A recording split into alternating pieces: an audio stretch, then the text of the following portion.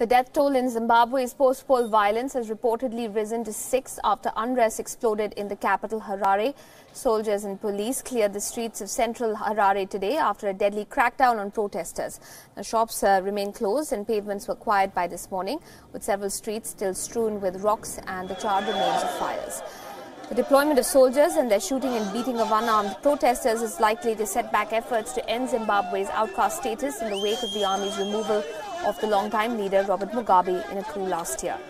Troops backed by armoured vehicles opened fire on Wednesday to clear the capital streets of the demonstrators. They accused the president, Emerson Mnangagwa's ruling ZANU-PF, of trying to rig the July 30th presidential election. On the other hand, Mnangagwa says he wants an independent investigation into the killings and that he seeks to settle differences peacefully. He reached out to his MDC alliance opponent, Nelson Chamisa, regarding the prevailing tense situation in the country, but didn't shy away from blaming him for the violence. Incidents of wanton violence and hooliganism which broke out this afternoon in the capital come as a complete surprise. We hold the opposition MDC alliance and its whole leadership responsible for this disturbance of national peace, which was meant to disrupt the electoral process.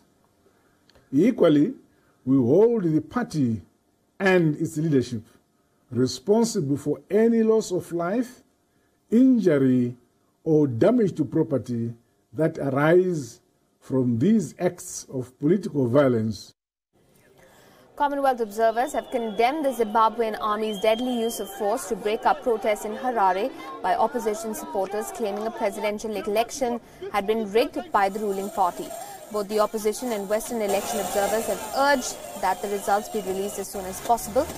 Zimbabwe's Electoral Commission has further delayed the announcement, however. We are expected to hear from them later on Friday, that's around 8 p.m. local time in Zimbabwe.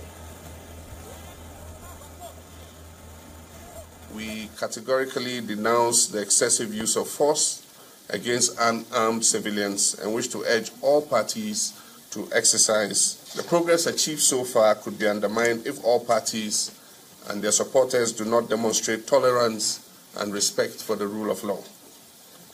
The electoral process is yet to conclude, and we are at a moment in Zimbabwean history that calls for the greatest maturity and leadership. Zimbabwe Electoral Commission to expedite the announcement of full results. Any further delays creates opportunities for speculation about possible manipulation of the results.